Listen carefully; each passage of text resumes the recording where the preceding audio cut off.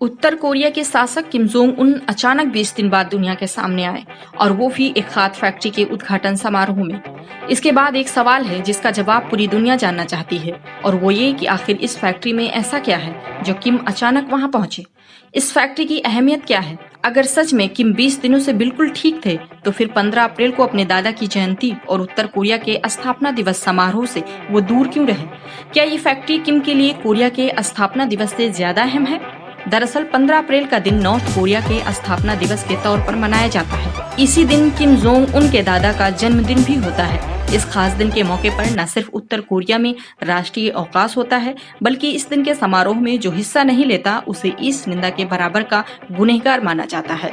मगर पहली बार था जब किम जोंग उन इस समारोह से गायब रहे, लेकिन फर्टिलाइजर फैक्ट्री के उद्घाटन में वो पहुंच गए। 20 दिन तक दुनिया को छकाने के बाद मार्शल किम जोंग उन शुक्रवार को जिस फर्टिलाइजर फैक्ट्री का उद्घाटन करने पहुंचे वो फैक्ट्री उत्तर कोरिया के दक्षिण पूर्वी इलाके सुनचियान में है। हालांकि इस फैक्ट्री का नाम फर्टिलाइजर फैक्ट्री है, मगर अमेरिका और दक्षिण कोरिया की खुफिया एजेंसियों की माने तो इस फैक्ट्री की असलियत कुछ और है।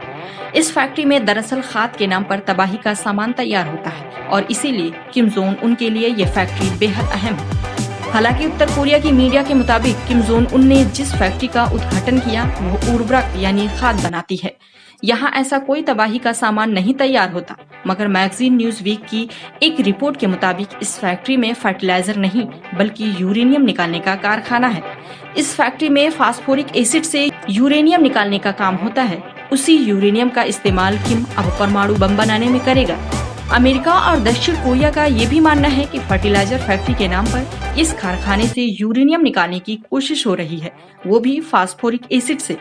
परमाणु बम बनाने के लिए यूरेनियम सबसे जरूरी होता है, पर यूरेनियम हर देश को उतनी मात्रा में हासिल नहीं है। फिर यूरेनियम का इस्तेमाल कौन सा देश किस चीज के लिए कर रहा है, इस पर भी बाकी दुनिया की नजरें गड़ी होती हैं। विशेषज्ञों के मुताबिक कई देश खाद फैक्ट्रियों में फास्फोरिक एसिड से चोरी छुपे यूरेनियम निकालने की कोशिश करते रहे हैं। उसी को देखते हुए अब उत्तर कोरिया भी वही करने की कोशिश कर रहा है। हालांकि उत्तर कोरिया पहले से ही परमाणु बमों का जखीरा रखे हुए है, मगर बमों की होड़ के चलते वो और ज्यादा बम बनाने की कोशिश में लगा रहता है, जिसके लिए हमें हमेशा यूरेनियम की जरूरत पड़ती है। अमेरिकी प्रतिबंधों की वजह से सीधे तौर पर वो यूरेनियम हासिल कर नहीं सकता, लिहाजा यूरेनियम हासिल करने का उसने दूसरा तरीका ढूंढ निकाला है और वो है ये फैक्ट्री। खाद यानी उर्वरक के साथ यूरेनियम बनाने में सक्षम होने की वजह से ही ये फैक्ट्री किम जोंग उन के लिए बेहद खास है। इतना खास कि 20 दिन का अपना अज्ञातवास खत्म करने के लिए किम ने इसी फैक्ट्री को चुना और इसके उद्घाटन पर 20 दिन बाद पहली बार सामने आए। इस फैक्ट्री से उत्तर कोरिया जहां उर्वरक हासिल कर सकेगा, वहीं इसी फैक्ट्री में तैयार यूरेनियम से वो परमाणु बम भी बना सकेगा। विशेषज्ञों के मुताबिक खाद बनाने के नाम पर इस तरह किम दुनिया को इस फैक्ट्री की असलियत को लेकर आसानी से बेवकूफ बना सकता है। उत्तर कोरिया के पास फिलहाल 20 से भी ज्यादा परमाणु बम हैं। वो जब तक परमाणु बमों का परीक्षण कर दुनिया को चौंकाता रहता है।